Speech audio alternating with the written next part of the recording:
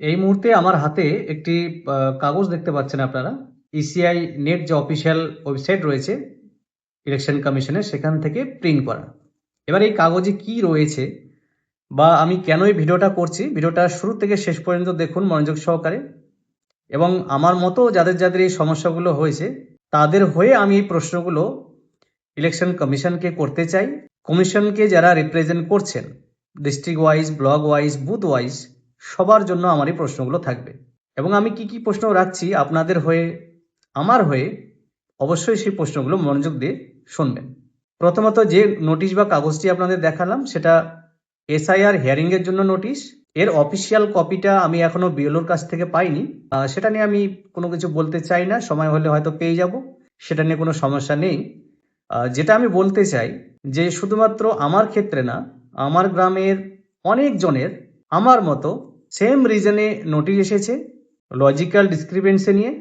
এবং logical discrepancy নিয়ে যে নোটিশ এসআইআর হিয়ারিংয়ের জন্য, সেটা পুরোটাই যে ইললজিক্যাল, যৌক্তিক অসঙ্গতি নিয়ে এই যে অযৌক্তিক এসআইআর এর হিয়ারিংয়ের নোটিশ পাঠানো, সেই নিয়ে কিছু কথা আপনাদের বলতে চাই। এবার অনেকেই বলবেন, ভাই এসআইআর তো সঠিকভাবেই চলছে, যারা ভুয়ো ভোটার, অবৈধ ভোটার, তাদের জন্য তো এসআইআর হওয়া উচিত।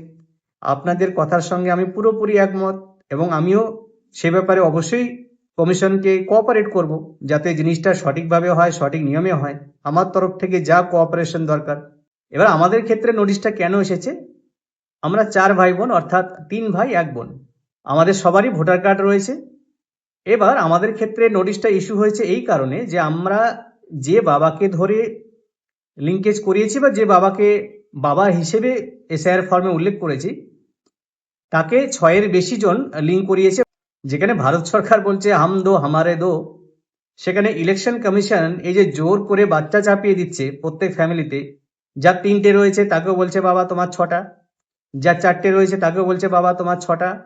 তো এই যে সমস্যা শুধুমাত্র আমার ক্ষেত্রে হয়েছে তা না, প্রথমে বলেছি আমাদের গ্রামের অনেক পরিবারের ক্ষেত্রে আমি দেখলাম যাদের ক্ষেত্রে 4 জন ছেলে মেয়ে রয়েছে, তাদের ক্ষেত্রেও সেম নোটিশ ইস্যু হয়েছে যে আপনি যাকে ধরে লিঙ্ক করিয়েছেন সেই বাবার 6 এর বেশি লিঙ্কেজ হয়েছে, তাই আপনাদেরকে সে প্রমাণ দিতে হবে।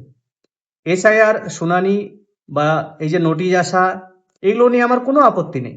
আপত্তি এক জায়গাতেই, যেই যে আমরা 4 জন, সেখানে কিভাবে 6 এর লিঙ্কেজ হলো?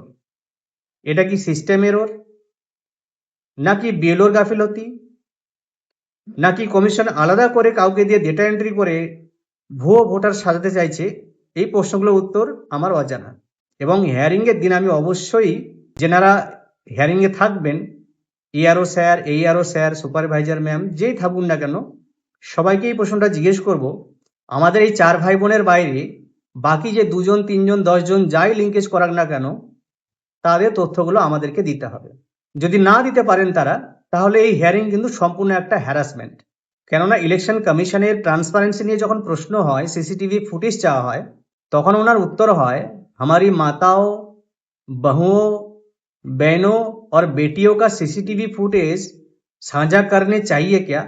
তো এই যে 4 জনকে 6 জন দেখালেন, আমার যে একটি বোন রয়েছে, সে কোনো বাড়ির বউ বা কারো মা, সে যখন লাইনে 4-5 ঘন্টা বা সারাদিন দাঁড়িয়ে হিয়ারিং করে আসবে, তাহলে এটা কি কমিশনের কাছে লজিক্যাল? দ্বিতীয়ত, আমি আমার গ্রামে অনেক ক্ষেত্রে দেখেছি যে 6 জন ছেলে মেয়ে রয়েছে বা 6 এর অধিক রয়েছে, তাদের ক্ষেত্রে এটা লজিক্যাল ডিসক্রিপেন্সি হতেই পারে। তারা গিয়ে প্রুভ করবেন অবশ্যই যে তাদের সন্তান সন্ততি বৈধ কিনা যারা লিঙ্কেজ করিয়েছে। কিন্তু এই যে 3 জন বা 4 জন বা 5 জন থাকলে তাদেরকে 6 জন হিসেবে ডিটেক্ট করে নেওয়া, এটা কোনো সিস্টেম এরর নাকি কোনো ষড়যন্ত্র? এই প্রশ্নটা আমি সেদিন অবশ্যই রাখবো। এই প্রসঙ্গে আরেকটা জিনিস উল্লেখ করে নিই, নোটিশে এসেছে যে আপনি যাকে বাবা বানিয়েছেন তার 6 এর বেশি সন্তান সন্ততি বা যাকে দিয়ে লিঙ্ক করিয়েছেন। আমি বলে রাখি, যেহেতু আমার বাবা মারা গিয়েছেন, তাই আমরা 4 ভাই বোন মিলেই মাকে দিয়ে লিঙ্কেজ করিয়েছি, যেহেতু মা বেঁচে আছেন এবং 2002-এ মৃত বাবারও নাম রয়েছে এবং আমার জীবিত মায়েরও নাম রয়েছে। তাই আমরা মনে করেছি যে মাকে দিয়ে লিঙ্কেজ করালে ভালো, তাই মাকে দিয়ে লিঙ্কেজটা করিয়েছি। তো নোটিশে বাবা উল্লেখ রয়েছে, আমরা লিঙ্কেজ করিয়েছি মাকে দিয়ে। এটা শুনে নিশ্চয়ই আপনাদের হাসি পাচ্ছে যে এটা কোন ধরনের নোটিশ এসেছে। লজিক্যাল ডিসক্রিপেন্সি দেখিয়ে এই যে ইললজিক্যাল কাজকর্ম, যেখানে কোনো যুক্তি নেই, কিন্তু আমাদেরকে হিয়ারিং বা শুনানিতে যেতে হবে এবং গিয়ে সেখানে প্রমাণ করতে হবে যে আমরা বৈধ সন্তান সন্ততি। আরেকটা জিনিস আপনাদের বলে রাখি, কমিশন যদি ট্রান্সপারেন্সি রেখে কাজ করতে চাইতেন, তাহলে অবশ্যই এটা উল্লেখ করতেন যে যেহেতু সিস্টেম এররের কারণে এই নোটিশগুলো ইস্যু হয়েছে, যাদের ক্ষেত্রে 3 জন বা 4 জন ছেলে মেয়ে রয়েছে, তো তিনি চাইলে অবশ্যই বিএলওকে দিয়ে একটা রিপোর্ট করে নিতে পারতেন যে যাদের ক্ষেত্রে ছেলে মেয়ে কম, 6-এর কম, কিন্তু নোটিশ ইস্যু হয়েছে, তাদের ক্ষেত্রে শুনানিতে আসার প্রয়োজন নেই।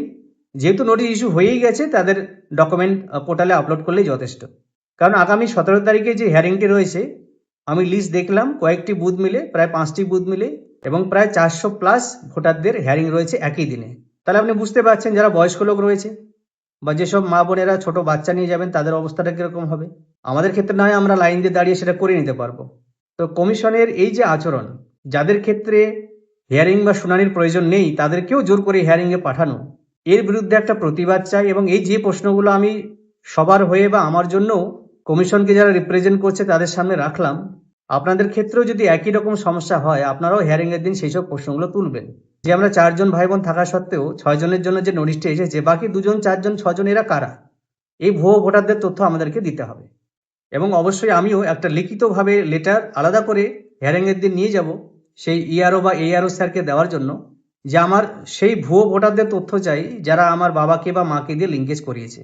আমার মতো যাদের এরকম সমস্যা হয়েছে, অর্থাৎ 3 জন বা 4 জন বা 5 জন ভাই বোন থাকা সত্ত্বেও তাদের 6 জনের নোটিশটা এসেছে, অবশ্যই কমেন্ট করে জানাবেন। এবং শেষে একটা কথাই বলবো, আমরাও চাই এসআইআর সঠিকভাবে চলুক, যারা বৈধ ভোটার তাদের নাম যেন থাকে এবং যারা অবৈধ ভুয়ো ভোটার তাদের নাম যেন লিস্ট থেকে বাদ যায়। কিন্তু কমিশনের এরকম কার্যকলাপে তার স্বচ্ছতা বা ট্রান্সপারেন্সি নিয়ে একটা প্রশ্ন থেকেই যায়। ভিডিওটা প্রচুর পরিমাণে শেয়ার করুন, যাতে কমিশনের আধিকারিক যারা আছেন তাদের কাছে যেন এই ভিডিওটি পৌঁছে যায়।